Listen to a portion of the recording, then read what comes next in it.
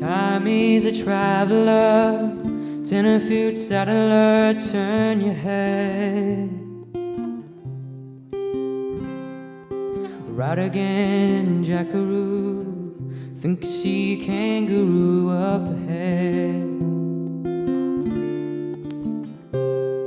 The son of George Willow and often got married, had a baby. But something was wrong, and it's easier to drink than go crazy. Time is a traveler, Tenterfield saddler, turn your head.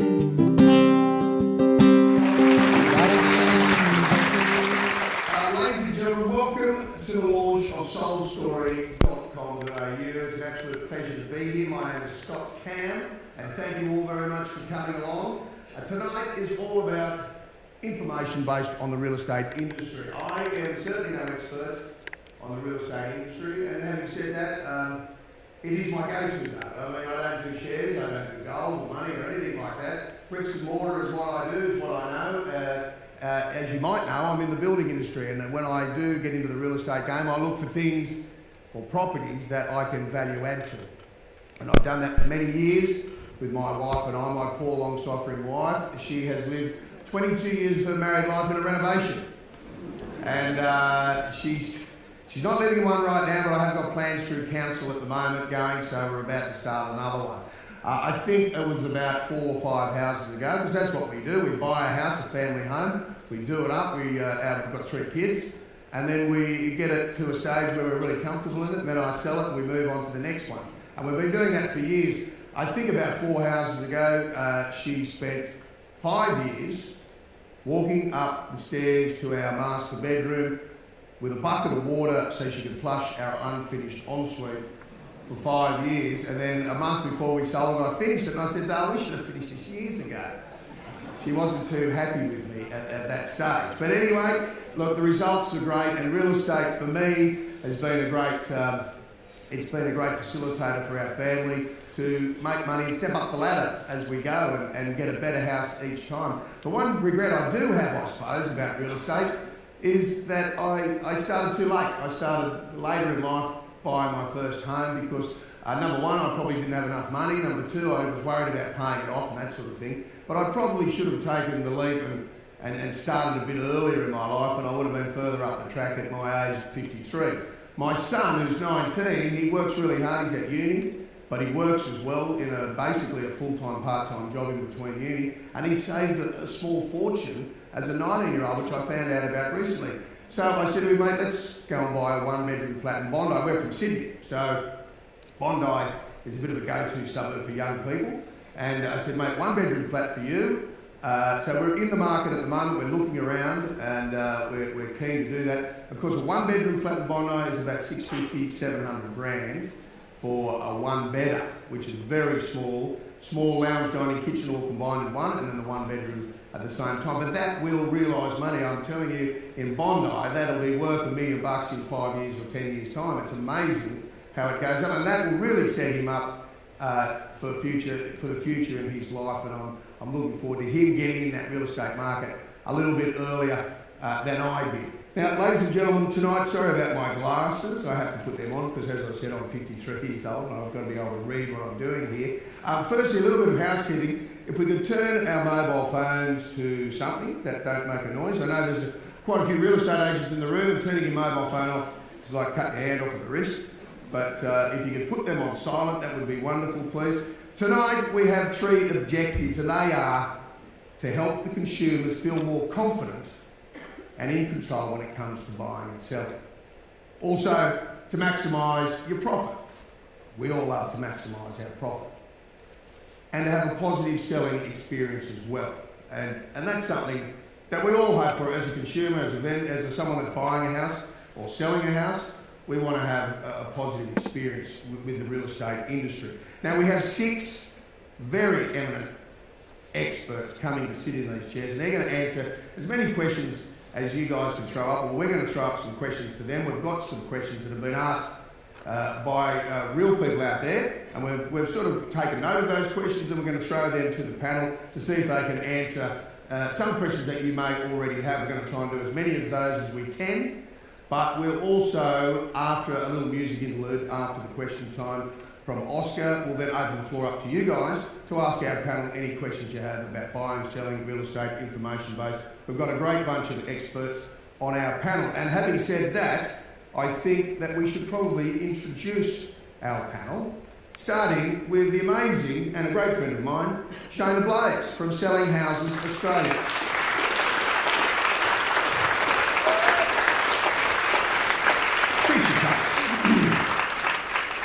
How are you, Shayna? I'm wonderful. How are you? I'm great, thank you. Now, Shayna, of course, we're old friends. Yes. You say on my introduction sheet here, Selling Houses Australia, but that's nothing to do with me. You're more a judge on the block. How do you juggle the two shows? I know you fly a lot. You fly all over the country all the time. I've got a cape. Yeah.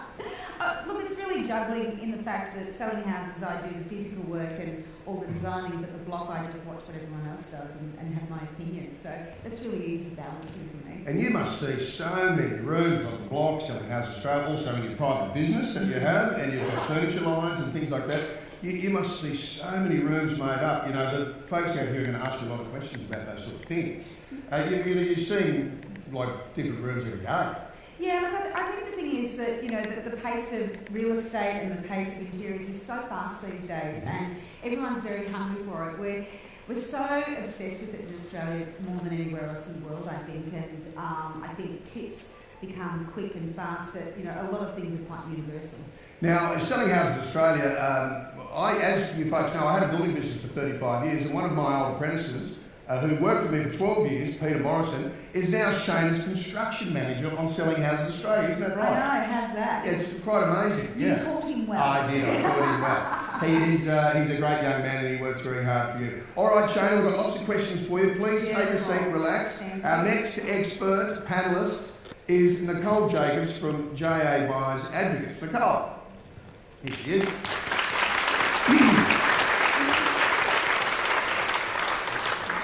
Hello, Nicole. Now, of course, Nicole and I are old friends as well because you've done some work on the block as a buyer's advocate, and we had a little segment there which was judging and everything you were judging. Did you enjoy your time on the telly? Loved it. Loved it. You want Shayna's job?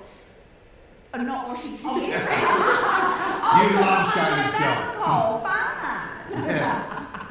A bit swap one on, you know, every now and again. So, Nicole, besides the telly work that you've been doing, and I know there's a few little things in the wing studio coming up in the telly game, or there's been some pilots happening, or something's going on. I have heard some whispers. But what does Nicole Jacobs do in her day-to-day business as a buyer's advocate? What do you do? Day to day, I go out and I buy luxury homes for clients. That's my main base of clients are the home buyer that wants something that is the $2 million plus market. We do look at buying investment properties for some clients, but it's usually at the higher end. Okay, so somebody off the street comes in and instead of looking themselves, they come to you and then you approach the real estate agents. Exactly right. So we offer a service of going and really finding out the brief from our clients, first of all, what they're looking for. I then go out and find that property so that they don't have to. A lot of the times people come to us and they just don't have the time, or they've been had a negative experience, I guess, sometimes with selling agents. So they come to us and they say, could you please find the property for us? And then it's up to me to go out and make sure I meet that brief and make sure that they're ticking all the boxes that they are looking for. And it's not about making them buy anything, it's about giving them as much information as possible. So that could be data of sales in the area, it could be the competition that's going to be there on the day, whether it's an auction, whether it's off market, and really being able to add value to them and do the work for them so that at the end of the day, when they choose to purchase a property, they have so much information that they can make that really intelligently and with confidence. And that's what tonight is a little bit about, is minimising that negative experience that you may have in this real estate industry. Okay, Nicole, thanks very much. Take a seat, relax. We've got plenty of time for questions. Our next panellist is Ben Kingsley from Empower Wealth. Good on you, Ben. Come on out, mate. How are you, Ben? Now, tell everybody exactly what is Empower Wealth all about. We create wealth through property investment for our clients. Now, obviously tonight we're talking about, getting an insight in terms of how to best sell a home. Well, I'm sort of looking at it from a buyer's perspective tonight, so that's what I want to answer those questions. And in terms of our business, we have buyer's agency, we have property advisory work, financial planning and mortgage broking. Yeah, right. Now, you've written a book here, The Armchair Guide to Property Investing, which is fantastic. It's available, I think, tonight if someone wants to buy that. We've got another book there, which we'll talk about later. So you've done this with Bryce, your partner, Yes. and this is exactly what it says, The Armchair Guide to Property Investing. Yeah. Not your family home, but your investment home. Correct. It's just a toolkit. It's basically framework in terms of how to best go about investing in property. So it's really an event, it's a process, not an event. So what we're trying to do is give you frameworks around how to do that cash flow management, sort of asset selection, those types of things.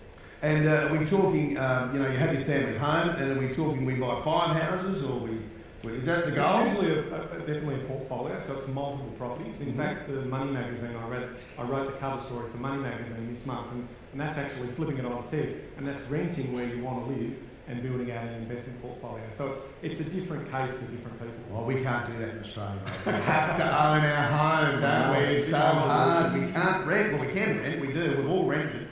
But we really aspire to buy our own home. Good on you, mate. Take a seat, and we'll get to you shortly. Our next panellist is Adam Holbill from buildingquote.com.au. Adam, where are you, buddy? Here he is. How are you, Adam? Now, mate, this is fantastic. You've built an app for the building industry, basically, not for the building industry, but more for the people that are doing some building in their home, to do a bit of a checklist. Tell us about that. That's right. It's a consumer tool. It's a tool that helps people who are going through that building or renovation process fill in the gaps in terms of how we go about achieving quotes that are much more accurate, more transparent. And ultimately, our goal and our track record is to help our clients avoid budget blowouts. Yep. And ultimately, all those disputes that unfortunately we hear too many of through renovation and building projects. Look, I get asked all the time, what are your tips for building? I do that in interviews that I carry on with. And my number one thing is know your limitations about what you can and can't do yourself, whether you need to get a tradesman in or something. And number 2, and probably even more importantly, is know your budget. Like if you want to build a deck out at the back, and you've got to work out exactly how much that is going to cost you before you do it. If you want to value add to your property before you sell it, you've got to know how much it's going to cost you. You don't want to get halfway through and work out that you're $5,000 short, and you don't have that $5,000 and the job never gets finished. All right, mate, good on you. Now, how do those people get onto that app? What do they do? Buildingquote.com.au. Buildingquote.com.au. All right, Ripper, mate, sit down, take a load off. Our next guest, ladies and gentlemen, is Tanja M. Jones from TMJ Coaching. Tanja.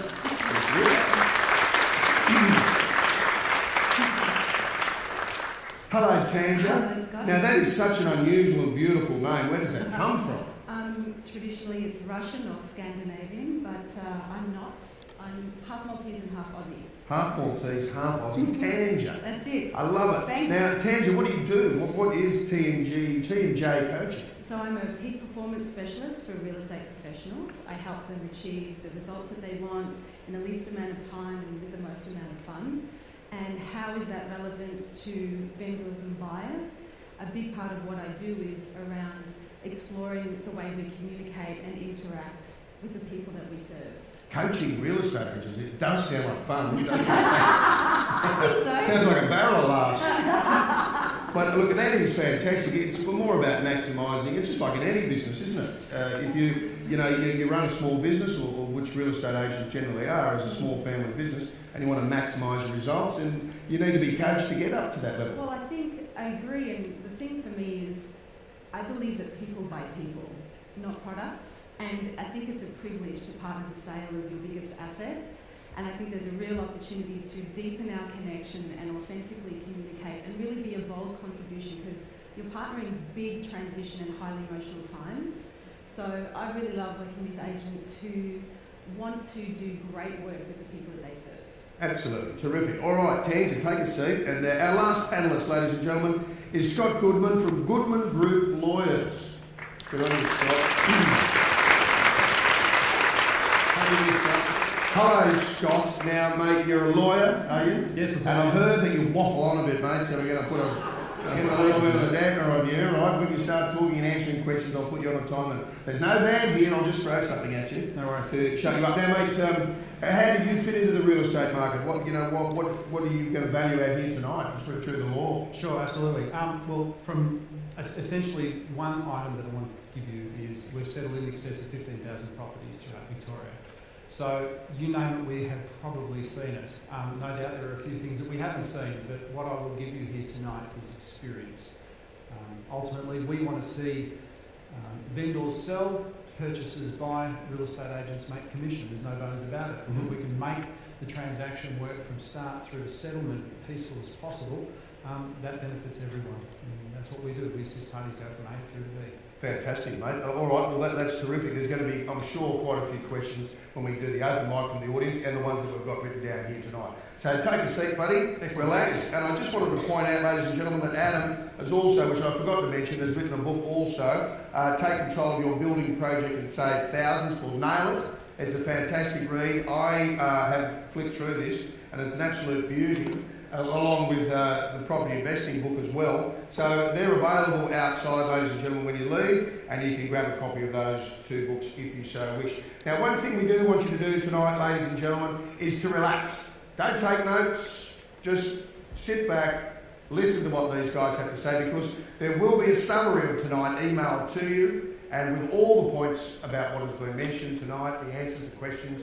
and all that sort of thing. So don't, pardon me, don't worry about writing stuff down, because it's all going to be here.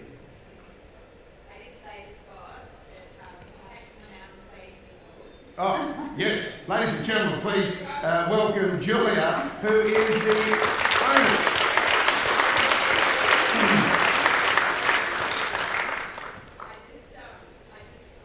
Yes, I'll just cover off this. Tonight's advice that we're giving from all our experts here on the panel and our fantastic host is general advice. Please don't take it in context. We don't know what your personal circumstances are. So the advice that we're giving you today is general advice. And if you have a direct question you're worried, then please seek professional assistance. Of course, said by the lawyer.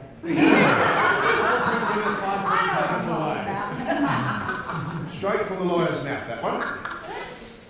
Okay, so before we get into our question time, I'd like to ask Nicole Jacobs, who's sitting here, to give us a little bit of an overview of what's happening in the property market for buyers and sellers at the moment. How are we going, Nicole? The market at the moment, we've really just started to get into the 2016 market. We've had 3 very big weekends of well over 1,000 auctions to give us a little bit of an idea of where we're travelling.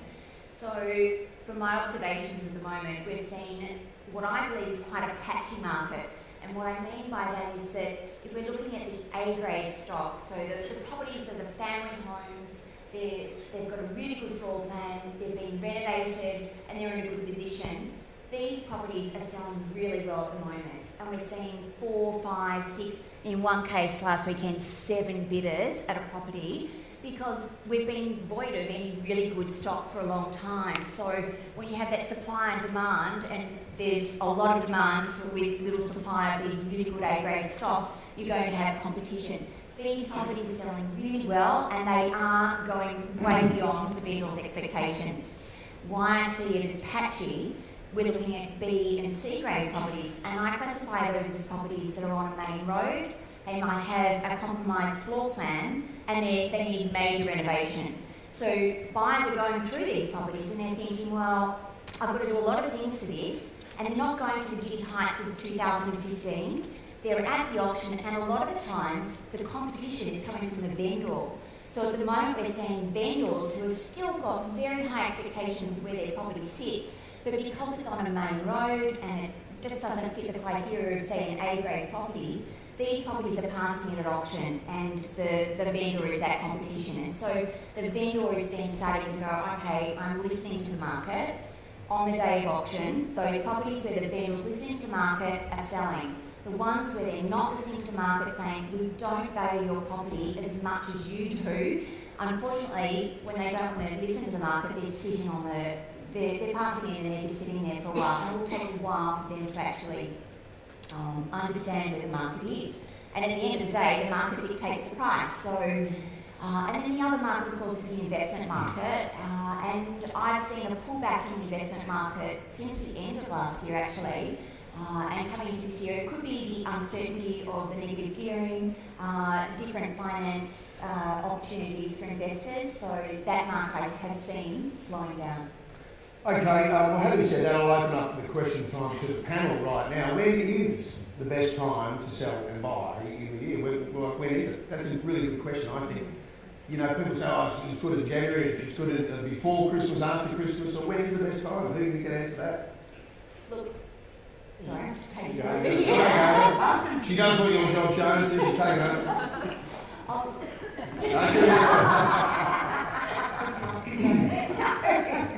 I was just going to say, Scott, I think that it's always a good time to buy. At the moment, we know what the market's doing. If we wait until the end of the year, when there's potentially a federal election, people start to slow down with the federal election. They start to question, they start to wait. And I think that if we were waiting 3 years ago to buy, and you were waiting for the market to slow down, you could have bought 3 years ago and be doing very well now. So I think it's always the right time to buy if it's the right property for you and it meets within the budget constraints that you have, so you can still eat and you can still pay off that mortgage, and you're not putting yourself through excessive strain. I think also that the part of that is that, you know, we have the traditional times of buying and selling, which is like the spring and Easter. But what we were saying before is that what happens in those times is it becomes a glut of the market. And so the beginning of those sort of seasons traditionally do sell well. And so people go, oh, I'm going to be on that too. And they go, get on the bandwagon almost too late.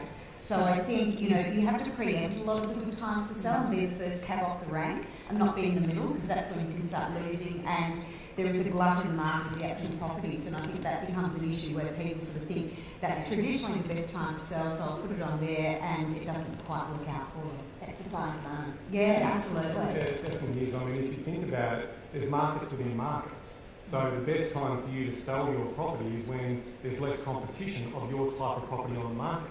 So if I was about to go out and sell, I'd be watching the market for, say, 3 to 6 months before, and then studying it to sort of know, okay, where's my buyer's interest? I'll be going along to auctions, I'll be going along to open homes, and I'll be asking the agent, how many interested buyers do you currently have? If it's 1 and 2, there's not much competition, so there's the demand side. And the supply side, if there's 15 or 20 properties like yours on the market at any one time, you may not get that outperform result. So again, about timing the market and looking at, say, if I'm going to be first, that's also about just sort of saying stop and then seeing where the interest is. Okay, folks, when selling your property, which audience will attract the highest price? That's something we all want, the highest price. Who's going to give you that? This one's me. In terms of what you've got to understand is property is an emotional asset.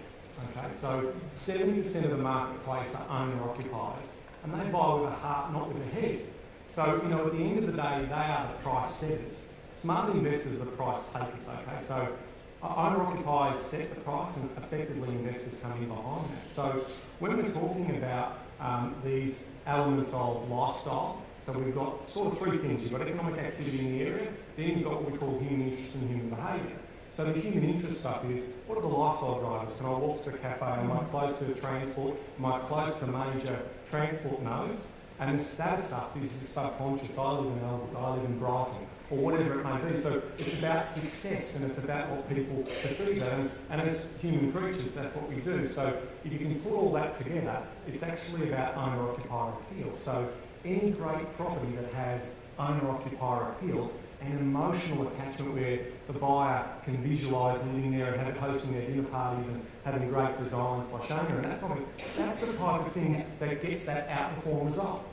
So what the biggest message here is, make sure when you're designing your home or when you're setting up your home, you have all those elements around mainstream appeal and that owner-occupier appeal, and you get the best result. I'd like to know the panel's thoughts on publishing the reserve price at the start of the campaign, so we all know how much the joint's worth. I believe I can fully answer that one. Look, there are pros and cons. The way I see it, at the moment, most agents will have a quote range, And the reason they have a range is because they can look at as many comparable properties and sale data that's out there, but at the end of the day, every property is an individual property. So in order to look after you in the best possible way, most selling agents will have that range so that when they open up the property, they can gauge feedback from the market, and the market will tell them, yes, we think it sits within that range, and or no, it doesn't, and then they can actually alter that either up or down. Especially if they get an offer in between, but they decide to keep going to auction, they can alter that range, usually up. The reason why you probably wouldn't do it, although most Melburnians probably go yay, because we know what we actually need to be at that auction, and why so many people are disappointed when they don't get something at auction. I would say that if you're publicising your reserve, you may be doing yourself a disservice. The reason you engage a selling agent is to get the best possible price from the market on that day, whether it be auction or private sale, and their job is to do that for you. So if everybody knows the reserve price, then people going with a preconceived idea, if it passes in, even though you've publicised where it is, and mind you, people might come, you might say it's worth $1 million, people will come and actually say, well, we don't think it's worth $1 million. So already you have a market that's disjointed to your property. But if you pass it in, people will then say, well, we're not going to go up there. So for instance, a property that passes in, if the agent passes it in and knows there's a very strong bidder out there, and they pass it into that person, they then have an opportunity to get that person to an even higher level for you, and that's why you engage them. And that's the reason why I would say be really careful in advertising your reserve as the price. I know it sounds fantastic, but when you have a look at the reason why we have a quote range, it's usually to get the best possible price. I mean, from a buyer's point of view, you'd want to publish the reserve price, but from a seller's point of view, if I'm selling, there's no way I'd want to let my reserve out. No way. Yeah, it's true, but and as a buyer advocate, I love to know the reserve. Of course you would. And that's what I spend a lot of my time doing, is speaking with the agents, finding out where the competitors on the day, where they are at, and then also where the vendors at, where are their expectations. Are they right way up here, or are they down here in that range that you're talking about? And so it is my job is to find out that reserve, and sometimes I go in on a reserve at an auction just to get rid of anybody who thinks that they may actually get it below that. But isn't like having if you're telling your reserve price, isn't that almost like becoming a private sale? Because, you know, you have a house for sale, that's what it is. And so to me, I don't think it makes sense to show your reserve price, because you may as well just have a private sale and save the money that an auction costs. Yeah, Totally. 100%. absolutely. Yeah. Yeah. Yeah, probably taking away that chance to create that emotional performance of. That's right, that emotional. You want the bidding war to happen, don't you? If people don't reserve, there's no bidding war. That's right. Okay, look, I've set myself, say, $15,000 to do a rent on my house before I sell it.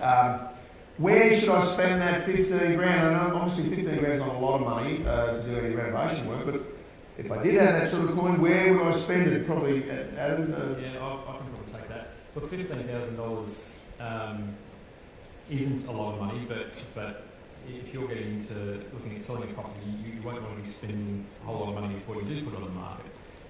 One of the things that I would say, beyond things like the obvious places of kitchens, which I'll come back to in a minute, but one of the things that I think that more people should do is to actually take things away from the home. So look at tidying the place up.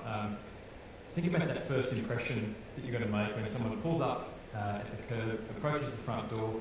Is the front yard overrun with scraggy-looking hedges and bushes? Pull all those things out that just kind of crowd the place. You try and create that first impression. You only get that one chance to make a first impression. So anything you can do to create more space is a big win, and those things don't have to cost a lot of money.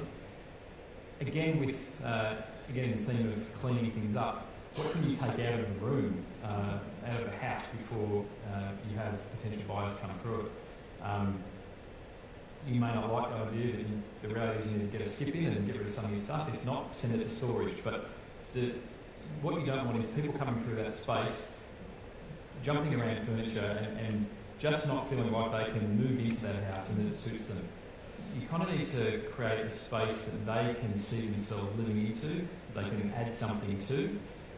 So there's a lot of value in taking things away.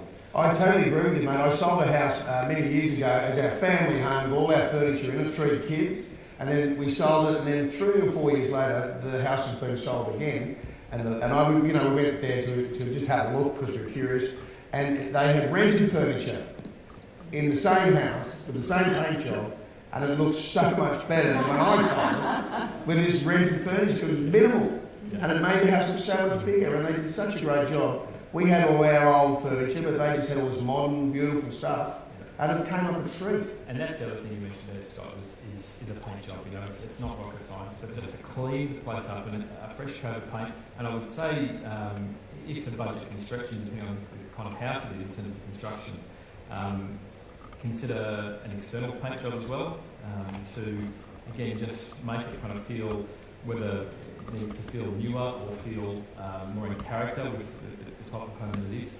That first impression is really important. And then it's the little things for me. I don't know if it's just me, but when I go to a home, when I walk onto the front deck, what kind of condition is it? Just little things like putting a lick of oil on the deck, making sure that the door knockers work, making sure that the front door doesn't creak. All those little things that you probably have kind of come to live with over a period of time when you live in the home, but it can go a long way. Just some little handyman stuff that, with your $15,000, you can actually make it go a long, long way. And also, I think for $15,000, it's something you spend time thinking about what you're going to spend, and don't think, if I get $15,000, I'm going to do a couple of weekends project. Because most money, can be wasted on labour. So what you're saying before, Scotty, know what your limitations are and what you can do, and maybe spend a couple of $100 on a couple of slabs and a barbecue, and have a bit of a party, and get your friends over there to help pull out the weeds, help do the things that you can't do, and sort of look at that sharing of labour. And that can make a really big difference on what you spend on physical things. And it's also looking at the areas, what you're saying, like your door knockers, your hinges, and creating that first impression. But try and contain it in a couple of areas. If you try and spread it too thin, $15,000 probably won't make a difference. You probably won't notice where it's going to be put. You need to contain it. Do I make a first impression at the front door? Do I make a first impression at the entry? Or do I make a first impression in the lounge room or the outdoor area? So you've really got to work out and spend your time and work out what is the asset within that home and put the majority of that towards that area, so you're going to make the biggest point of difference. Okay, so if you had a little bit more money, Shayna, probably from a design point of view, and feel free everybody to join in, where would you, if you had a bit more money, where would you spend it in the house? Would you do the kitchen? Would you do a bathroom up? Maybe just one bathroom being done up is not going to set enough impression if that rest of the house is not done. Yeah, and I think that's the thing, what we were saying before about spend it where it's needed. Everyone's house is completely individual, so every house doesn't come under a formula anymore. It used to be a long time ago that, it had to be about kitchen cell houses, bathrooms is the oasis, all that sort of thing. But we are starting a lifestyle now, so you need to actually do a bit of research, and time of your own is probably the most important thing to do, is work out what is the asset of your home. Is it your indoor outdoor living? Is it the view that you've got? So you've got to look at where you're going to put that money to capture that market, and also do that emotional sell. So to me, where you're going to spend the money has to have an emotional sell to it, rather than just saying, okay, checklist, I've got the Caesarstone bench top, I've got the brass taps which are on trend, I've actually got the pendant lights, I've got the warm sort of cool lighting. You can do a checklist but still not be able to sell the place. So you've got to look at what are the elements of your home that is going to attract that emotional sale, and start putting things in towards it. Really look at the houses that are around you and what they're selling for, and look what people expect. A lot of people do expect stone bench tops now, so putting a laminate bench top will actually not be worthwhile to you. In laundries in the area, it might be where everybody expects a massive laundry and you're losing sales because you don't have the laundry where everyone can iron and sort of create things. So look at the elements of where the house needs to actually be individual from the market. That's when you can start working out where the best amount of money is spent. Because I think that mums walk into a house and they see those workrooms like kitchen, laundry, and they look at those, and if they love those and say, I can live here, I love this place because it's a great kitchen. And I think laundries, you just mentioned, Shayna, are very undersold, aren't they? Like the European laundry, to me, my wife would never accept that as a laundry. She wants a big space that she can walk around in, and she's got 3 loads a day going. and she needs a room as opposed to the European Well, laundry. you need to know your market. That's so, right. you know, I've actually been putting a lot more European laundries at the moment because they are for empty nesters and they're for people that don't want that big space. They don't want to waste their floor plan on laundries. So there's no use doing a European laundry if your market is telling you we want a big laundry. And the other way around, say, oh, women love a big laundry, sexist, but there's no use putting in a big laundry if your market's telling you that that's not the market of what you need to play to. So the research of who you're selling to is just as important as putting the stone bench top. Wasn't it 90% of home purchase decisions are made by women? The statistics show, and a couple of key things they look for is we want a bath, we want a good sized pantry, and certainly for mums is to have a laundry. And we don't want to sound sexist because my husband does a lot of washing and when I'm not able to, but yeah, women do tend to make a lot of the home buying decisions. But it's also which women are buying it. Like, you know, is it for family of four? Is it, you know, for empty nesters? Is it, you know, sort of just single couples? And I think that's where you go back to those agents you're talking to lean on them to add value to. They understand the market. They've sold how many properties in that area. They'll have a very keen understanding of what people are looking for, what's selling, what's not selling. Really good idea. If you don't understand the market, ask the professionals because they'll tell you where to spend that 15 or where to spend that little bit extra. And you don't want to spend $15,000 and get $15,000 back. So a good rule of thumb is $1 in for $2 out. So that's when you do talk to your agent about if I'm going to do and spend this money, give me some comparables in terms of some examples of some of the other properties that you've been able to achieve that type of result if I tied it up to look like that. You know, so again, it's all about dollar return. There's lots to be gained just going to open houses and eavesdropping. Just wander around, listen to what people are saying. You know, the property that we sold, we did a lot of that in the area, and just to understand what people were looking for, what their comments were, so that we knew we were hitting the mark. I think very much what you're saying there, guys. My family sold my mother's house after 62 years, and me being a builder, I could have fixed it all up, but it was an old house in a very good location, and so we realised through our real estate agent's advice that the house was probably going to be knocked down, and because of the location, but it was an old house, and that's exactly what has happened to the house. So we spent no money on it, and we just sold it as is. And we saved about $15,000 or if not more. I was going to put a new kitchen in to present it better, but we decided not to. Okay, another design question I have, and I'm guilty of this. Do I paint my whole house white? Just so it appeals to everybody. Is that what I do? Do I put a feature wall in? Everything is so dated.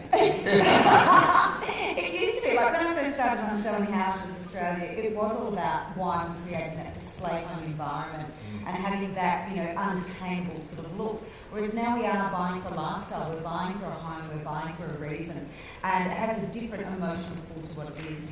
We're actually after tones and essence and sort of things. So I always say to people, you know, do you want your house to feel like it's a relaxing environment? So you would go for very soft green tones. If you want it to be energised, so you put blues and cools in there. Or do you want something that's very rich and passionate, so you go for more warm colours. And so it's the same sort of thing you have to apply when you're selling your home. You have to look at it as a whole package. So just painting white walls isn't going to get you a sale. It's going to be about creating that emotional pull, and that's what it all comes back to, is that you're actually creating a dream. And putting colours into your home is helping create that dream of how you want to sell that home. You want to show people this is the most beautiful, relaxing environment to come home to every night of the heart. But very easy to say, Shayna, but folks out here, myself, what colour, like, it's such a minefield of colours out there, and it's so hard to work out. How do we find out what warm colours fit with what, and what cushion goes with what? Well, there are some great Tallman's colour charts I've put out there. It does well. Do you plug yourself? So where do we go? Do we go to books? Do we go to your book? Do we go to magazines? You know, there is so much out there. There's colour charts out there to give you colour schemes. There are the books. There's my colour books. There's interiors books. There's Darren's books. There's something you even had a book out there a while ago. I know, mine was just maintenance. Home maintenance to knucklehead. But there is these incredible blogs out there for sale, putting basic colour schemes together. But I think the main thing is, you know, don't try and be too complex. The main thing is don't try and make every room a different feeling. You've got to do it as a whole and pick a colour scheme that has a max maximum of 3 colours, which is one main colour, which is the walls, a few soft colours, which is on the trims, and then a contrast colour, which is either an incredible door or the kitchen has an incredible colour. Don't do feature walls in every house. It becomes too involved of like trying to create something different. So stick to 3 colours if you're not confident. And then the feature wall's so 80s, isn't it? I mean, if you're going to do a red wall in one, that's old now, isn't it? Well, it's also, the feature wall was apparently the wall that smacked in the face when you walked into the room. So a feature wall isn't actually that, it's just a colour that stands out. And that can be a wall that's behind you when you walk in the room, to the side. That's more what feature, walls and colours are at the moment. But we have a much more bold take on colour these days and creating a room that has 4 walls with a bold colour. The main thing is about being dated is that, it's a colour that was happening last year that was really on trend. So, on trend colours last year were very soft pastels and, they've changed now to blues and pinks. So if you're going to sell your house in 6 months, do not paint the colours that are on trend now, because in 6 months it will change. Look at palettes that are empathetic to the architecture of the house. See, I told you it was confusing, wasn't it? So you're not allowed to paint colours that are on trend now. If you're going to sell your house right now, make sure the colours are the colours of now. If you're going to plan to sell it in 6 months, look at the colour palette probably 2 months before you're going to sell. Okay. All right. Now, I've just bought a house, an investment property. I plan to renovate it, resell it. What are the safeguards I can put in place so when I do renovate it for resale, that I don't go over budget and lose out on the project? How do we do that? How do we plan for that? Obviously, we've got your app over there. I'll field that one. Look, when you get into a renovation project, the biggest rule, and you've touched on it a couple of times, Scott, is that you need to be aware of your budget. The bigger your project, the more pitfalls you're likely to stumble into. If you are looking at doing an extensive renovation where there are lots of walls that need to be taken out, demolished, you're creating structural issues in the house that require engineering solutions. These things all come in big chunks of $5,000 and $10,000 or more. Every time you take a wall out, that wall is going to be connected to a floor and to a ceiling. In each of those instances, you've got a floor there to repair, a ceiling to repair, and the involvement of the trades just kind of keeps mounting. Once you start to patch and paint, where do you start and stop? You kind of painted a room, then you find yourself painting all the way down one corridor, then into the next bedroom, and on it goes. So it's really about discipline to be restrained, make sure, and again we touched on it earlier, really pick some kind of some key areas that need the renovation most, rather than trying to overhaul the house entirely. And coming back to engaging the right people, so if we're talking about renovating or extending, then you're going to need some professional help to do that, most likely, and certainly to get the best results. Pay for a service that will do your property justice, whether that's as simple as colour consultancy, interior decoration, or building design or architectural services. And ultimately, and one of the tools that we've created is make sure you understand in explicit detail the quotes that you're receiving from your builders and from your trades. There are a whole lot of loopholes and a whole lot of things that even in the most detailed set of plans do not get dealt with in anywhere near sufficient detail. So they're the kind of things that you need to make sure you've got a really good handle on.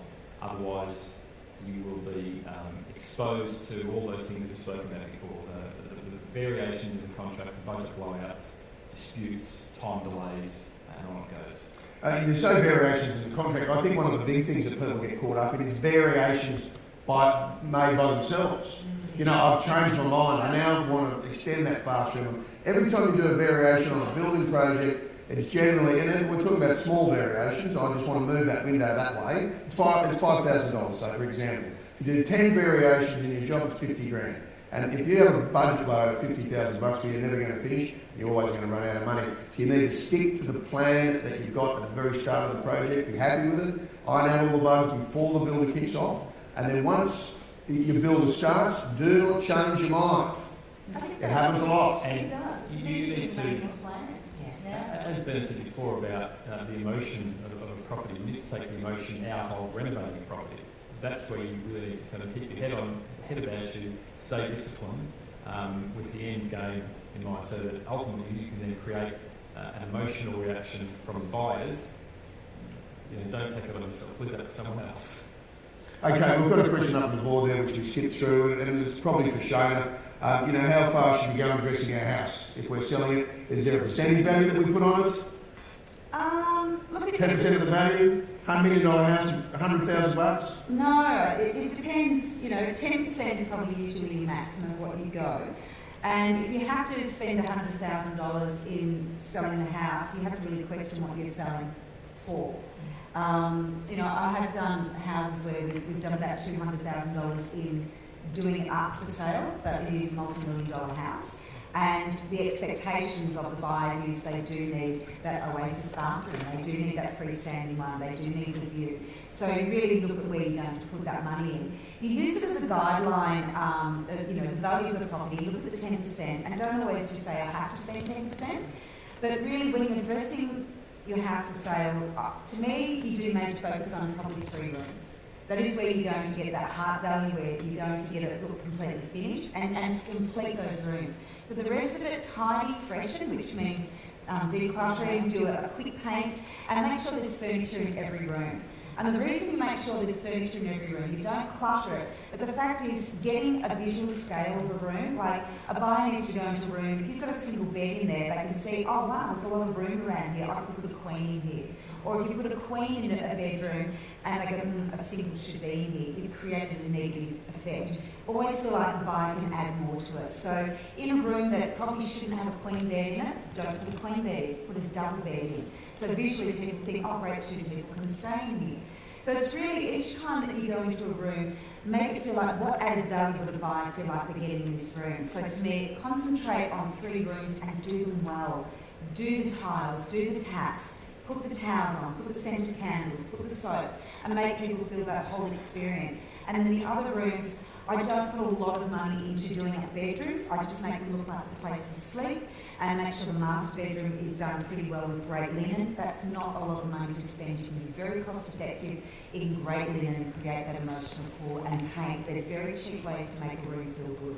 So always make sure that where you're looking at 10%, look at the indoor-outdoor space, because we all have that dream of Australia of indoor-outdoor. Your bathrooms and kitchens tend to be the main areas, but make sure that you do them well. If you're only going to do them half, you're actually giving people a bite to say, well, that's a bit negative, that's not finished, I can actually go for a cheaper price. I think if I can just add, Scott, when you have a floor plan that maybe is compromised and you're not going to spend money taking out walls before you're selling it, have a look at the furniture that's in there. As we said before, you can take things out, but make sure that it flows. So it might be that you're changing a table from one way to another. It might be that you're putting that settee over to another spot, just so that it flows, and you can do a lot and make people feel very comfortable and they can get their head around that floor plan.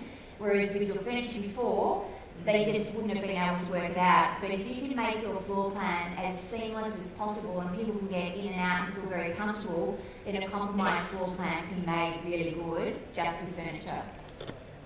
Okay, moving away from design for a little bit, I'd like to ask the question, what do I need to consider when I'm choosing an agent?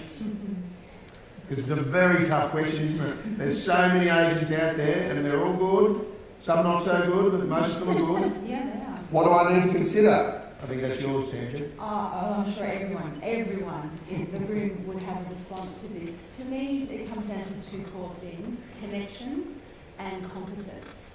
The whole reason I do what I do is because I was a vendor that had really average service from well-intending agents who were very competent at their stuff. They knew their stuff, they had the collateral, it was impressive, but they didn't take the time to connect. They didn't ask us questions, they cut us off when we were speaking, and we didn't get the sense that we were going to be, a priority. So I think when choosing an agent, think about connection, because they're going to partner the sale of your biggest asset and be with you, holding your hand through what can be a highly emotional time. especially considering your reasons for selling.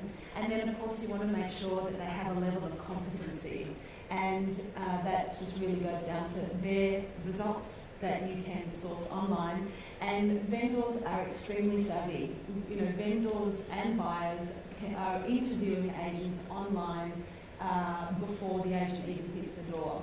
And I think, you know, there are many well-intending agents out there, but in my experience and in lots of research I've been doing, agents can fall into two categories for vendors.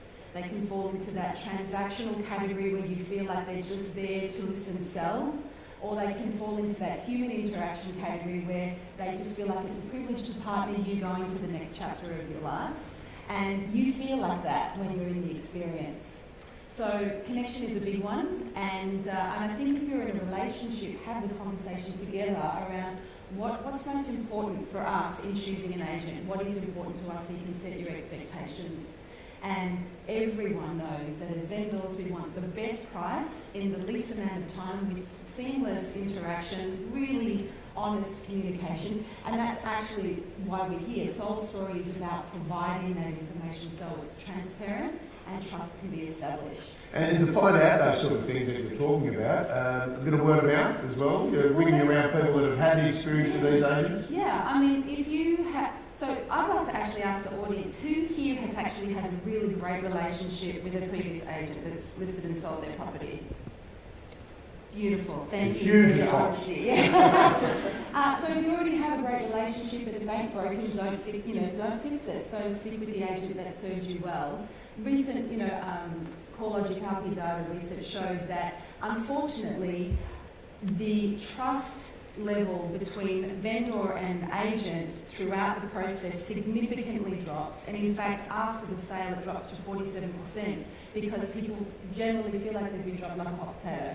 The transaction's done next, where the brands and the individuals that really nourish and nurture the client along the way, and they've got the pieces there on the night they've moved in, and they're checking in a week after going, how's it going? You're a week in, how are you going? 6 months later, just thought I'd check in, and a year later, happy anniversary. Where are you guys at now?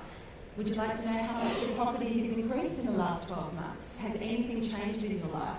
So if you've got a great relationship, stick with them. Ask your neighbours, ask your family and friends, as I said when we initially spoke. Scott, I really do believe people buy people, not products. And here's the thing that I'm seeing a lot, unfortunately, for agents, in many cases, is if I have a bad experience, and I hear this a lot, which is really why I do what I do, we don't just say, so-and-so didn't give me a good experience. We then look at the brand they represent, go, I don't know that I'm going to work with that brand.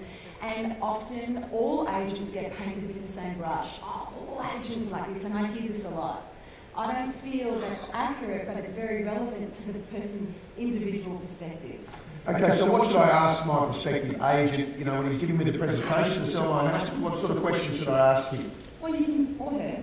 Or her, my apologies. That's all right. I would definitely, you can find out how many houses have you sold in the last 12 months. Do you live in the area? What do you know about the area? If they have a really solid understanding of the demographic, they can effectively be talking about the schools and the great cafes and the great lifestyle and the great community. I really often invite agents to build a strong relationship with their business and economic manager at local councils so they can really represent, I'm cutting you off, so they can really represent the community that they're inviting people to walk into. You need to ask, what's your average days on market? How many people have you currently got on your database that actively are looking at buying in this area? There are many, many questions. And again, it's great to see that we're here because this is all the information that Soul Story will provide. Is there a checklist people can go to, things like that? Questions to ask? Yeah, there are both of the major, online platforms, being realestate.com and Domain, have resources where people can go, what are the top 10 things I need to know? And in fact, I have got some of those available, and I think, where's Julia? Probably out the back. Probably out the back. So those of you who have attended tonight, we've got some resources that we can send to you if you've got some of those questions on what are the top 10 questions I need to ask, what are the resources that are available to me to minimise the time, minimise the suffering, and be really clear about the resource I want to help me part of the sale of my greatest asset. Victoria's Consumer Affairs website has also too a checklist that's available for assisting what questions to ask your agent as well. At the end of the day, a good agent is going to talk about their strengths. So a top-selling agent is going to talk about how they're the top-selling agent in the area. So that's their strength, that's their positioning in the market. I've got a bigger brief, people know who I am, and I'll get the results. So that's what they're going to focus on. Someone new to the industry is going to talk about fresh energy. So I bring fresh energy. I'm going to over-service you. So so because obviously the highest listing agent has to deal with a lot of clients at any one time. So you're going to have to ask them, how are you going to handle me and give me the time to allow us to get the best result? And they're going to say, well, I've got a team of people around me, and this is how we do it. Whereas the new entrant, the young, fresh person who's going to come in and say, I'm going to over-service you and look after you, ultimately what we were talking about before around that connection is the decision you're going to have to make, because they're both going to come in with their strengths and not necessarily, where their deficiencies are. So there's the sort of things you need to sort of drill down to.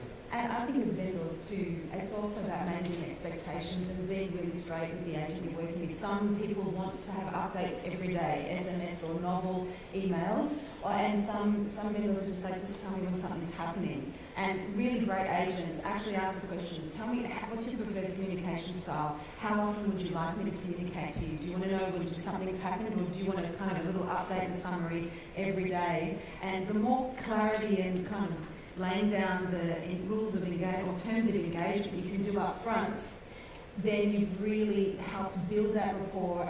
But it is the agent's responsibility to then operate with integrity and meet exactly what their client has asked for. Because what's the number one question that a buyer wants to know? How much money can you get me? Correct. Yeah, 100%. Yeah. So ultimately the agents, some agents are going to give you a high figure to try and entice you to get a listing. Because at the end of the day, property is about listing something. That's all it is. Okay, if they don't sell it, they don't get any commission. So ultimately, the question around that and how the agent, answers that question is probably going to give you an insight into the type of person they are and the connection you're going to have with them. So if someone just gives you a really high figure, don't be sold by that because they're sort of over-quoting. Okay, they just want you listing. The one who's going to say, well, let the market determine what that looks like. But this is how we're going to do it. Yeah. And this is the approach we're going to take. This is the marketing strategy we're going to use. This is the time allocation I'm going to give to you around that type of conversation. And that goes back to vendors are way more savvy now. And in a lot of cases, we've done more research than, unfortunately, a small percentage of agents have done. And unfortunately, in those interactions, agents can lose credibility. And unfortunately, the next step of that is when you don't know your stuff and you don't have your facts and figures, and the vendor knows more information, it's hard to articulate the value that you're going to bring to this opportunity. Scott, can I just add one more thing to that? Indeed, please, Nicole. Is that one thing I think you need to also look at is that confidence and connection is vital with the vendor, but it's also vital to make sure that that agent will connect and be confident with the buyers coming through the door. It's all very well to have them being confident, connected, or with you as the selling person, but if you're not connecting with the people at the door, you're not following up with them, then they've lost that connection. And I think one of the really important things, if the agency that you've chosen to engage has both a male and female who are competent and can connect, then I would advise to ask, could I have a female or a male agent there on the door? Because women and men, we all think differently. So when they come through the door, they're connecting on a different level just from the fact that they're male or female. And I think if you can get that, you can get an amazing team together that has both of those skills. I would just add to that. I did a coaching session with an agent today, and he was honest and said to me, I've lost 5 listings in the last 2 months. And I said, why? And he said, because I don't think I followed up really well. And I said, well, did you follow up to find out? Thanks for the opportunity. I was in your home, really keen to get your feedback on where did I miss. And he didn't do that. So I invited him. I said, you might have to eat a bit of humble pie and take the call. Some of it has been some time. I said, but at least you know, and at least demonstrate to the vendor that you genuinely care. So he did make a couple of calls. I spoke to him just before we came out here. And one of the responses was, the guy said, "Oh, mate, it was nothing to do with you. Just, my partner connected with the agent, they knew each other, and it was a social thing. They actually just knew each other. It wasn't competency at all." So I think that's a really good point, actually understanding. If you can have the resources to have two people there, there is a difference in the conversations men and women will have. And I'd mystery shop. So by mystery shopping, you just go out into your marketplace and watch how the agents are operating before you actually call one of them in, or two of them in, or three of them in. You should really talk to three, but go and mystery shop them, see how they are conducting the opens, see how they're operating, see how they're connecting. Now, I know exactly who I want to sell my property where to sell it in my local area. I mean, obviously I'm in the marketplace every day, so I can see a lot of them. But ultimately, from that point of view, that's how you make that. They don't know who you are. Should you, if you're going to do that, should that be a cross-section of someone who's new to the industry, someone who's been around a long time? I think diversity. Young energy and new energy into what people are doing as a new career is amazing, and they can over-service you, which is wonderful, because you'll feel like you're the centre of the universe. Yeah. But there's also a strong argument for the best agent in town who has the runs on the board. They're obviously doing a lot right, so they have maybe that experience and that type of thing. So you'll know, and if you're mystery shopping them before you actually have that conversation, you'll probably have a rough idea as to where you want to go in the first instance. Okay, look, this next question that's going to pop up on the slide has probably already been answered by our panel here, and it's how to find the best agent for us, which I think we've probably covered off on through that speak. So I think we should move maybe a little away from design and real estate. And the question that I have here is, I've sold my house and I want to get my hands on the deposit right now. Sounds like for me. Sounds like it's you, Scott. It certainly is. Okay, Victoria is the only state to actually put into legislation the process for deposit release, or the trigger events for deposit release. In real estate, it is full of assumptions. So one of those assumptions is that as soon as the home is sold and the contract becomes unconditional, smiles are all around, and then a deposit gets paid, a lot of vendors believe that they can instantly get hold of their deposit monies, and that's simply not the case. The money's held in trust, and it's held in the real estate agent's trust account, or it's held in the vendor solicitor's trust account, and those monies are protected and shielded. And it is only until such time as an application is made by the vendor to the purchaser to ask for those monies to be released. There's a lot of confusion sometimes around, well, it's my money, I'm allowed to have access to it. And one of the circumstances of where perhaps you might not want your money, where the purchaser might not want that money to be released because it's their cold hard cash and all they've done is sign a lousy piece of paper that they think, anyway. What sort of security do I have? There can be circumstances where the purchaser does not know the personal financial circumstances of the vendor. They may be mortgaged to the hilt. And if they've put down $50,000 or $100,000 down for a deposit, yet the mortgage outstanding when you come to settlement is not enough to satisfy that, and you've released the deposit money, and the bank's standing there for the vendor going, there's not enough money at settlement, and you're sitting there going, well, how many grams out there? What do I do? So there's an application process that goes a long way to having those deposit monies released. Victoria is very much a unique beast in Australia about that. It has implications along the way that in most real estate agent agreements, as soon as the deposit money is released, your real estate agent also too gets paid, and you receive the balance of those deposit monies, and you are free to go off and use those funds as you see fit. So that essentially answers your question, I think. Okay, well, how does settlement work? We all know there's a certain period of time. How does that play out when you're selling your house or buying? We're in a great stage of life here in Victoria and also too across Australia, where we're evolving into an electronic form of settlement system. We're a little way off yet, and it's currently being managed by a system called PEXA, which stands for Property Exchange. And at the moment, we're still living in the dark ages. We still write out cheques, we still deal in bank cheques, we still deal in paper titles, we still deal in paper transfer documents, we still deal in paper mortgages for discharges. So at settlement, when it comes closer towards the day, your solicitor for the purchaser will prepare a statement of adjustment, which is the financial position of the property. There will be council rates adjustments, water rates adjustments, owners corporations adjustments. The purchase price less the deposit plus or minus those adjustments will derive the final figure. They'll then go over to the vendor or solicitor and say, hey guys, give us some check directions. Do you like our statement of adjustments? They'll go, yes, they're very good, or they're not, please fix them up. And then they'll give check directions. And you might see a check payable to their bank, payable to someone else, payable to the council, whomever. And you draw on those checks, or the solicitor for the purchaser will prepare those checks on your behalf, and we all attend one physical location. It's a settlements room. And normally, most people have mortgages on their properties, and mostly it's at the bank for the vendor because they hold the certificate of title security for the mortgage. So pieces of paper come down onto a table, everyone checks or dots I's, cross T's in regards to the paperwork, making sure everything's in order, money's exchanged, telephone calls are made, and it goes back to the respective solicitors for the vendors and the purchaser, and say, hey guys, settlement's gone through. And that's essentially what happens at settlement. What will then happen is the telephone calls will then be made to the respective clients for the vendor or the purchaser, and the vendor or solicitor will contact the agent and say, hey guys, you can release keys, settlements occurred.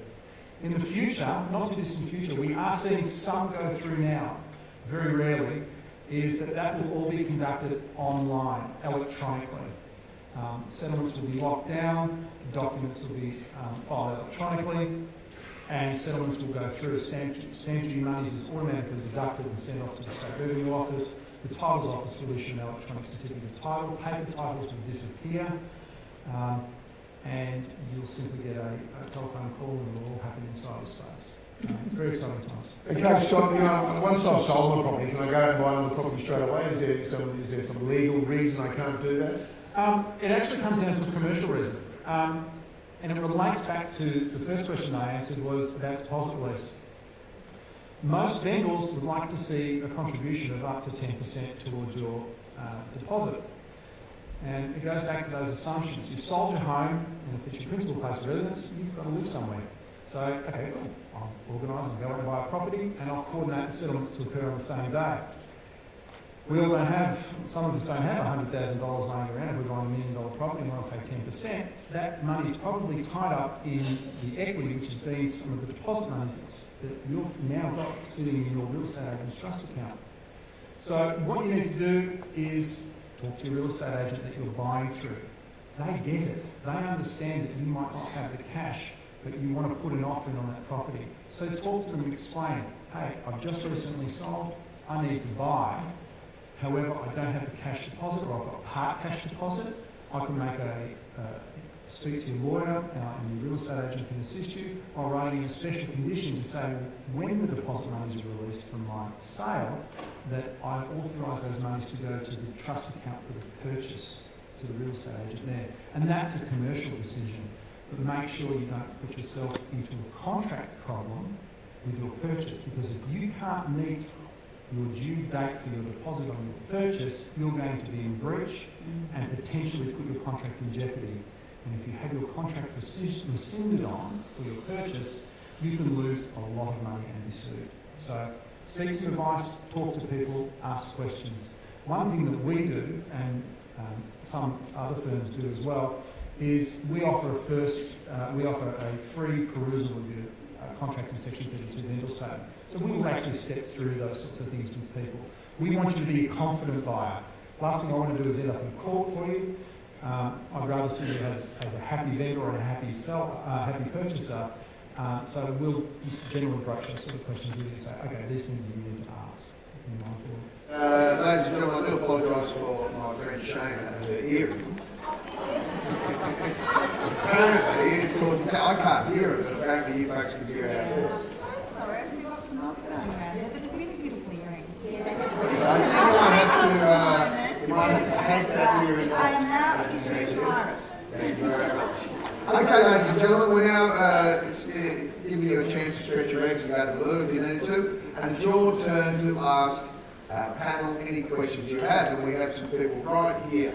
And if you haven't got a mic, you can just call it out because we're a small room. Scott, Yes. just on purchasing a property, Yes, sir. just on to say a week prior to the finalise, like the Settlement. takeover Yep. of the settlement, if you actually requested the pay to be clean and it actually hasn't been done, to your satisfaction on the day when you actually change it over. What can I do to prevent that happening so that actually all the money hadn't been taken over? Sure. If it hadn't been one of us, Sure. Essentially, the contract is the pinnacle document. The day that you sign the contract, you buy the property as inspected as of the day of sale. So if the place has a dead car body in it, half a pile of timber out the back, and has got rubbish to build in it, please expect it to be there at settlement day. Unless there's a special condition in the contract that says the vendor must, prior to settlement, remove the dead car body, get rid of the timber, and that paint tins and all that sort of other stuff. So the contract is quite specific in general conditions where it says the purchaser buys the property as inspected as of the day of sale. You would need to put in a special condition into that contract to say that the vendor must do these things by settlement day. It is not an essential term of the contract, however.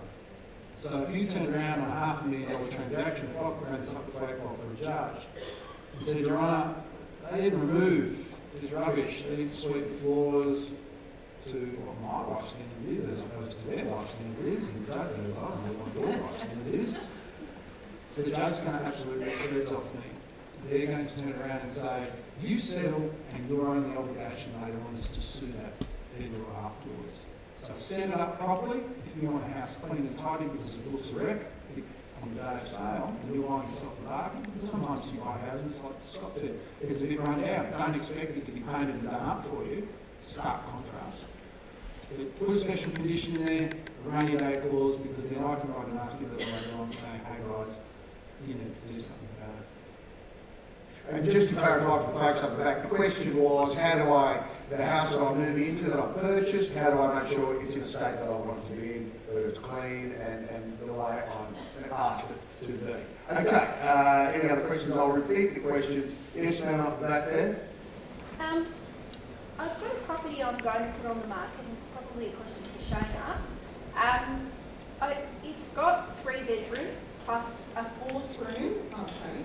That's the 4th room could be. I put a built-in robe in it and made it into a nursery when I had 2 little ones. So it fits a single bed in it, but I was thinking of just putting a cot in there. It doesn't have a window.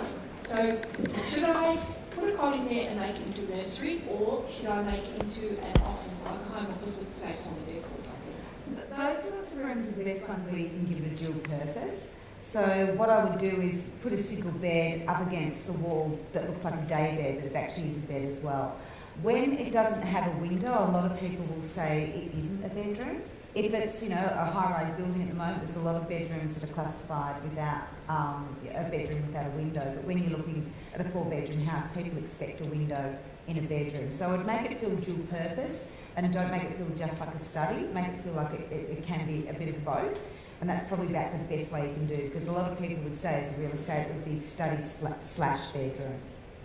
Or spend your $15,000 and put a window in.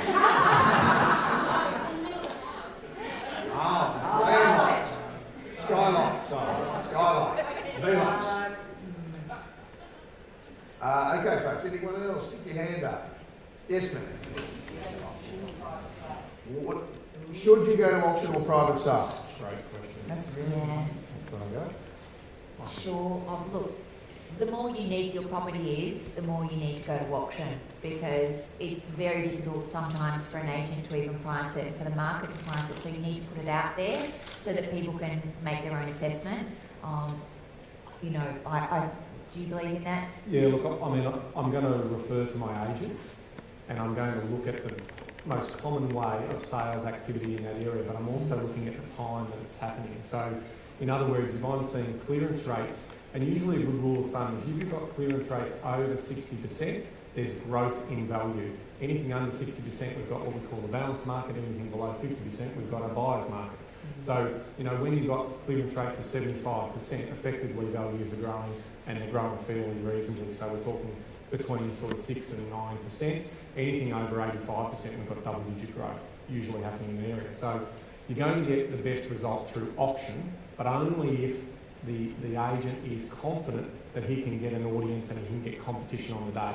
So it's going to come back to that owner-occupier appeal and those types of things. Because he doesn't want to be, or she doesn't want to be embarrassed on an auction day in terms of no one bidding and anything like that. So you want to definitely liaise with your agent and sort of work with them in terms of what is the best sales strategy, because the reality is if it is an auction area, you should go to auction. Okay, you should never do private treaty. If you've got clearance rates or real strong activity and buyer interest, you would be crazy not to go to auction. I agree, absolutely. Can I just ask a question? Is it also Did you put your hand up? Yeah, Sarah was before you. tailing on from that question, part B, is it also true that in selling at auction there is no cooling off period for the Correct. buyer? Correct. Probably That's right. Scott's the best way. That's exactly right. So in an auction condition, if you need a property to sell and you're quite confident it is going to sell on the day, you've got an unconditional contract. That's exactly right. So there's no conditions, what we call condition precedent. There's no subject to finance clause that you get to put in. You'll be asked to put down a deposit. Normally, not too many people these days have checkbooks, but you'll pay a deposit and then transfer EFT funds back in at a later stage as negotiated prior, generally with the agent if you're a keen buyer. And you are completely committed to that contract. And the contract is binding as soon as you put pen to paper. So it's 3 days before and 3 days after. That's exactly right. 3 days before, 3 days after. So And the other benefit of going to auction is that people making a decision have that time frame by the 25th of January. I must make a decision whether I'm going to purchase this property. With private sale, there tends to be longer for them to make a decision. They may, in the meantime, go and see 2-3 other properties, and all of a sudden they've gone off yours and they've gone to something else. Whereas if they've seen yours and they like it, then they've got that usually 4-week campaign to make that decision, and there's an end date for both yourself and the buyer. auctions can work out really well, especially too if you are a vendor who's already bought. So you've got a settlement date already with your purchase. You can railroad to a certain extent saying this is the settlement date. So you're saying to the auction public that are there bidding on the day, this is the settlement date because I'm going to do what we call a double banger. I'm going to settle my sale and then buy my purchase all in one hit. And you've got control. Okay, folks. Any other questions? By the way, if you ask a question, you get a little prize, which is one of the books on the table here. There's also a styling presentation. Julie, is that right? You can win one of those. Everyone's going to stick their hand up now. You get a free book. Yes, ma'am, up the back. Yes. We'll get a microphone to you.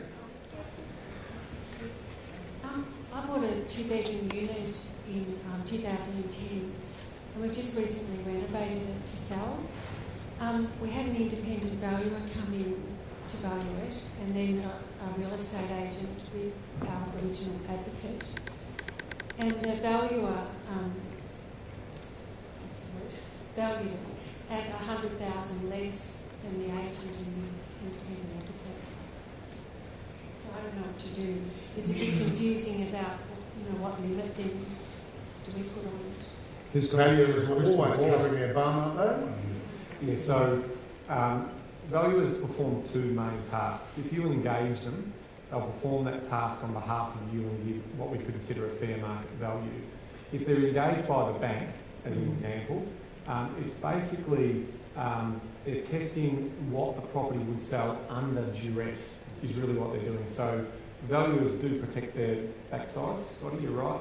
So when they're doing bank valuations, their PI cover is at risk. In other words, if the property is sold within 6 months of them giving that valuation for under that, they'll get a claim by the bank because the banks don't lose money, right? If it's you getting an independent valuation and you're getting comparable sales, compare those comparable sales with your agent in terms of the comparable sales that they're putting up. When I'll give you an example, one of my properties in Sydney, I had a valuation at 950 and then another one at 1.2 million, 2 days apart. So at the end of the day, it's a subjective view, okay? So it's from that point of view, they're only human, they're assessing it the best way they can. But I would certainly be asking in terms of the agent, where are you justifying, this price? Because I'm now a little concerned, speak openly and transparently with them, a little concerned. If I go through the exercise of putting a marketing campaign together and I don't realise this, then ultimately what's it been all for? But having said that, on a 2-bedroom unit that might be only valued at, say, 600,000 or something like that, 100,000 is a big difference, isn't it? If you're talking about a $1.5 million property, 100,000 might be in the ballpark because an auction would get that money up, but in a two-bedroom unit, that's quite a big difference. Thank you. Yes, sir.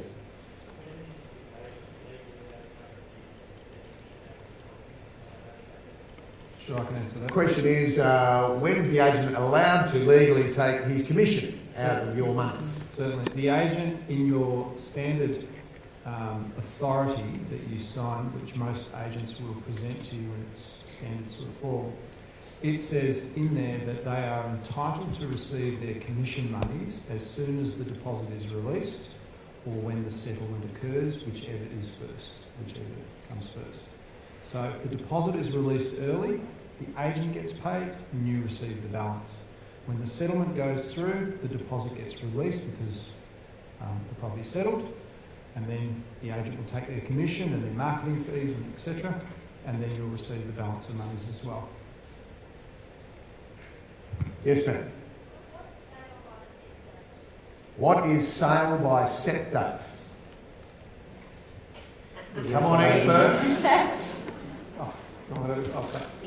So, sale by set date is basically a closed shop, and it's from the buyer's agency point of view, we don't like them. There's no transparency.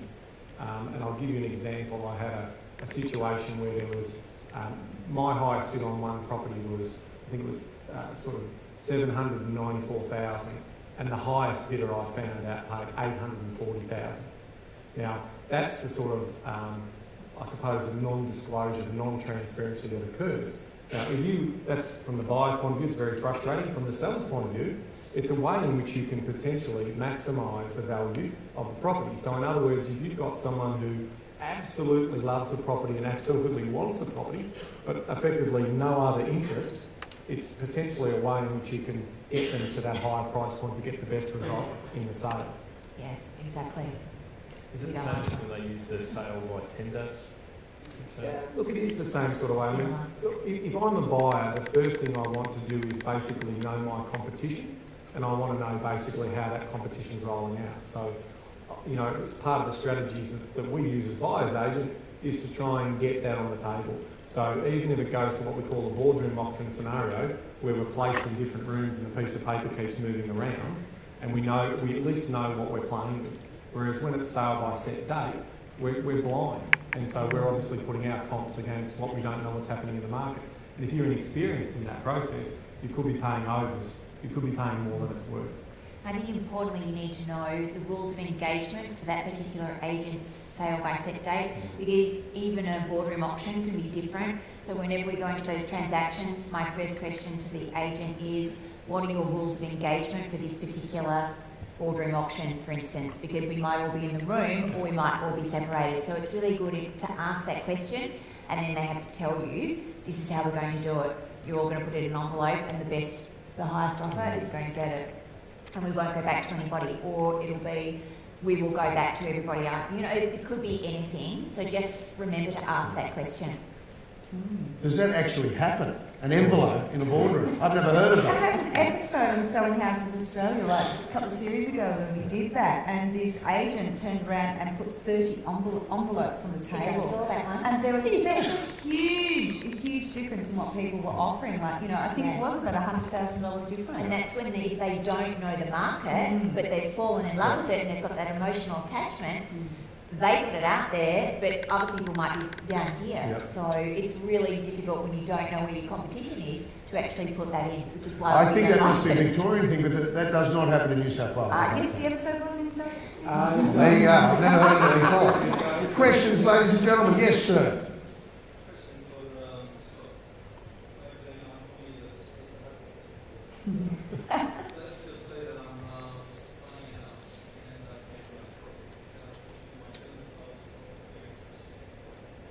Certainly. So you've bought a house, paid a deposit, hypothetically, and your vendor, your seller, has gone bankrupt. Sure. Yep, I have seen this a few times. So basically you've paid your deposit monies, and your deposit money goes into the real estate agent's trust account, or it goes into the vendor solicitor's trust account. Your money's secure, your money is protected by fidelity. and that's a lovely thing in law, where ultimately at the end of the day, that even if the real estate agent takes off with the money or the lawyer takes off with the money, you're protected by a government fund. In actual fact, the interest that's earned on those trust accounts doesn't go to the agent, it doesn't go to the lawyer. That's a common thing that we hear all the time. It actually goes to the government, and if too much money goes in, they skim it off and put it into consolidated revenue. That's another political argument. But ultimately, back to your question, is that you would see they would put a request through to release those deposit monies, and you would start to see probably that they're hot to the eyeball. If you do release your monies, I always recommend that you put on what's known as a purchaser's caveat. You have the ability to lodge a caveat. In titles, first come, first served. So you have a certificate of title, and you've got the vendor's names, the registered proprietors. You then have the bank that they owe money to, and they're known as the first mortgagee. Banks like to be first because the bank wants their money. Then you'll have other secured creditors, so other people that have owed monies and they get to record like a caveat or some other form of second mortgage perhaps. And then your purchaser's caveat comes underneath. If you don't put a purchaser's caveat on there and you hand over your money, especially in the old paper title system, between taking paper titles to state revenue office and other bits and pieces, another document could come in and fall underneath. And that happened in a very famous case called Black and Garnock. People lost $6 million on that. That went all the way to the High Court, and the judge basically said, well, you should have followed your advice of your solicitor and put a purchaser's caveat on there. So they lost out. So my advice is, put a purchaser's caveat on there. If you're going to, you should put one on there in any instance, especially too if you're releasing your deposit monies. But if all goes south and it can't settle because the first mortgagee or anyone ahead of you is owed monies, you just simply say, well, I want to walk away. But if you fall in love with the property, we actually just had this conversation. But if you're in love with the property, you can generally try and negotiate with the banks because they're probably taking a bath anyway, and it's going to save them money if the deal is a good deal to get the cash in the door and the bank will take a bath. I've made banks take baths for hundreds of thousands of dollars. Bank take a bath. If the bank's owed $1 million and they're only going to get 800 grand at settlement, a bird in the hand is worth more than two in the bush later on. So they might take your deal and write the 200 grand off. The bank will take a bath. So it can happen. But that's why it's protected by trust. Very good question. Yes, down here. Man, can't see you, sorry. This might be for Ben and Scott. If you have an investment property and the old law I used to know was if you lived in it for 12 months, you didn't have to pay sort of tax as you do on an investment property. Has that law changed somewhat now? That's financial advice. I give legal advice. The question was, investment property, do you pay capital gains tax after living in it for 12 months? It has to be your family home, not an investment property. It's 50% discount. You lived in it as your Principal place of So residence. So we can give rented it statements for of 4 fact here. years, Yep. and then you move in and you're in it for 12 months or longer. Yeah. I thought it was 12 months. Do you then still have to pay capital gains tax if you've been living in it as your principal place of residence? Well, it's going to get a little technical, but this is not tax advice, it's just statements of fact. So effectively, if you've got a principal place of residence, there's no set time in which you need to live in that property. So the ATO has never released a set time. A nice rule of thumb is 3 months. Okay, so if you've got a home that you live in for 3 months, effectively you could deem that as your principal place of residence. If you've got an investment property that you move into, if you can live in on this date, any of the growth that you've had before that time, you should get a valuation on that property. Okay? And if you move in and call that your principal place of residence, you can't reverse engineer the gain that you had when you had it as an investment. Okay? Any time from that forward, you can potentially have that as your principal place of residence. Now, let's say you stayed there for 6 months and then moved out. This is where it gets very technical. There's what's called a 6-year rule. So at any one point in time, you can only have one principal place of residence. So if you just then declare that as your principal place of residence for the next, even though you may rent it out, for the next 6 years, any capital gain that you have on that property is capital gains exempt. Now, I stress that if you are trying to juggle it and have overlays on different properties, you will get caught out. Their tax system is getting very good at doing cross-data matching. So just make sure that once you've used that exemption over that time period, you can't use it on any other property. So it's best to go and speak to your accountant and get advice around that in terms of what your particular circumstances are. And they'll do a calculation in regards to what's best for you in terms of tax minimisation. Because tax minimisation is not illegal, tax avoidance is illegal. And if we do things for tax reasons, that's tax avoidance, okay? So that's probably the best way to describe it. Is 12 months of living in a house that you own previously rented or not doesn't apply anymore? If you live in it for 12 months, the moment you declare that that's your principal place of residence, that's your principal place of residence. So any gain that you have from that point forward, you cannot reverse engineer it. So you cannot say, I've had a property that's gone up in $200,000 in value, I can't move into it and then try and say that that was my principal place of residence. I think that 12 months where you're getting that potentially confused is the CGT discount that's given. Correct. Good point. So if you hold an asset, and that's not just a property but a share, at the moment, unless Labor get in, okay, at the moment you can get a 50% concession on any of that gain that you've made if you've held the asset for greater than 12 months. If you don't hold the asset for less than 12 months, if you say that you make $100,000 in 11 months and 10 days, and you sell that asset, then that is that $100,000 that you've made is part of your taxable income for that year. Okay? So tax planning is important, all right? So it's always good to get a great tax account to help you in terms of how you move forward. It's not the reason you invest in property. If anyone thinks you invest in property for tax benefits, you're crazy. Okay, you don't run a property at a loss to ultimately try and get a gain somewhere down the track. It's just not sensible. Okay, but it is obviously a tertiary benefit that we get in terms of providing accommodation, rental accommodation for people. I think the best advice there is to go and have a meeting with your accountant and he'll give you all the perfect advice on that one because it is quite complicated. Yes, sir, up the back. It's been said for a while now, and I'd like to know your opinion. Do you think property values are overinflated currently, and do you think the bubble will burst or at least slow down in the near future? Yeah, go for it. I mean, I've been doing this a long time, and we study demographics and we study income profiles, and we study international cities, and we do all the types of measurements that we're trying to give confidence for around property. At the end of the day, property is an essential need, it's shelter. Okay, and as an investment, I'm attracted by that. But I'm not necessarily saying that every property makes for a smart investment.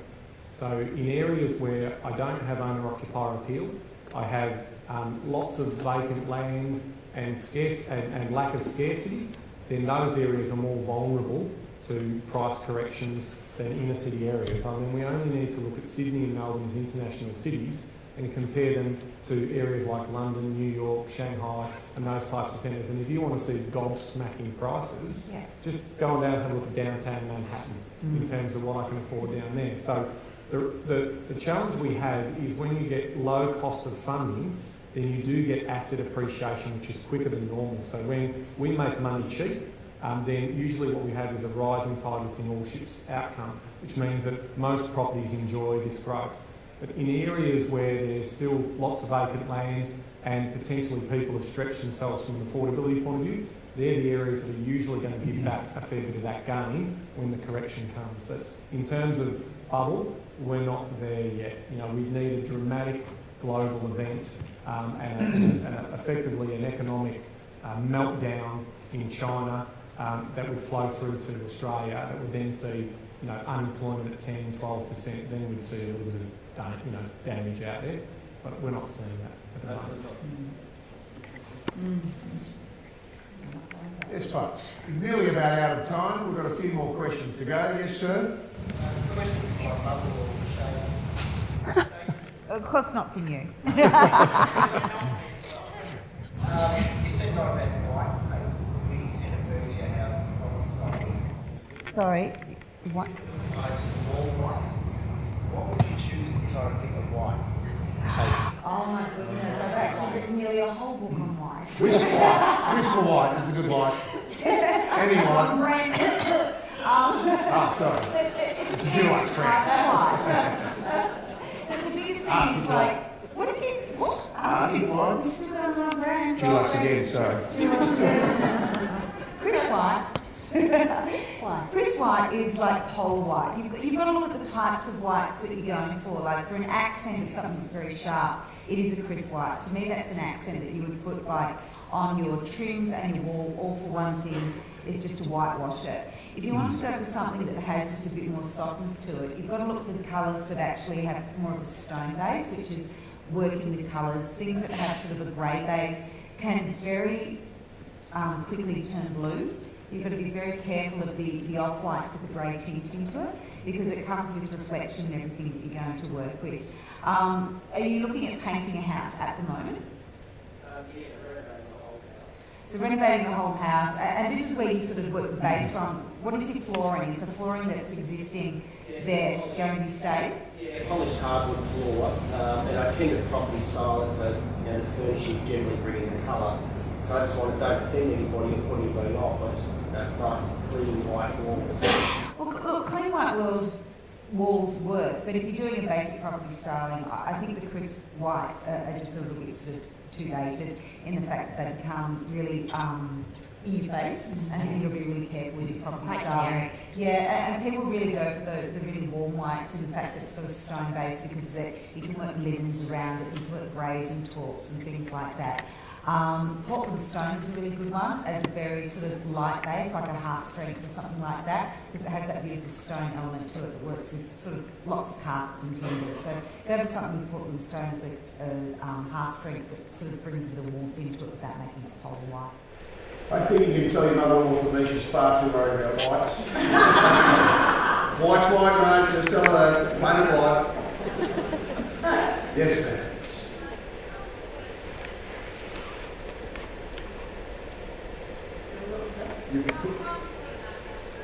How important are outdoor kitchens? I think personally that it's essential. In Australian backyards, everybody loves to cook and eat out in their backyard. But it's a lifestyle choice. It's one of those things with what I was saying earlier, is like look who you're selling it to. There is that point of difference where you're actually doing it for yourself or doing it for sale.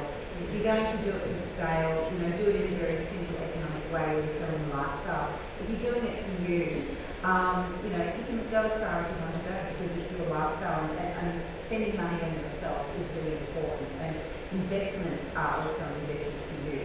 So anything that you're going to be putting in there as an outdoor kitchen, and you're going to stay there for 5 years, I feel like Scotty, you just go for broke because it's for you, and you won't lose money on that type of 10 burner Barbie, wood-fired pizza oven, sink, fridge, the whole shebang, and old mate next to you, he wants that, don't you? He wants the lot. Scotty, we find that the homes that we're designing, the outdoor kitchens are really aspirational spaces. So what used to be $1 million homes only is now filtering its way down to the market, and there are a whole lot of ways, as there always is, to achieve that outdoor kitchen without spending a huge amount of money.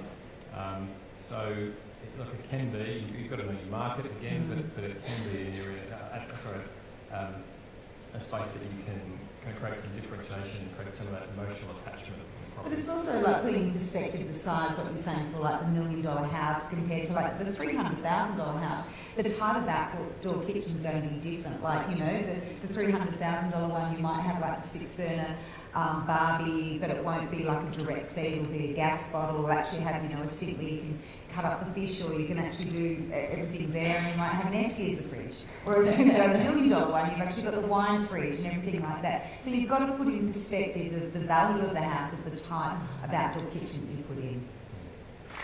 Okay, soldstory.com.au is a great story, and Julie's done a fantastic job, and make sure you check it out when it goes online. And as Julie said, all the real estate agents and people in that industry that are here tonight, make sure you register and come and have a chat to Julie, and she'll sort you out. Please thank our panellists who did a fantastic job. And Oscar, who sang as well. Oscar's fantastic. Ladies and gentlemen, thank you so much for coming. We hope you enjoyed the night. More importantly, we hope you got some great information about buying and selling in the real estate industry. Thanks again, and we'll see you very soon. I think it was a great success. So full credit to Julia for the night. I think it was a wonderful alignment of like-minded people to sort of usher in a great new product industry. No, it looks really strong. I think it's a great idea. I think that's what consumers want to see. They want to know what happened with the sale, and this is going to help. There's only so much you can find out online. It's actually clever. She's hit the nail on the head. No, the event was really good. I thought good information, informative. The people I was sitting with got a lot out of it. But just the degree of information was fabulous, I thought, yes. I think Sold Story will be another valuable tool for the consumers to understand the essence of the market, where they live and what agents do in the area.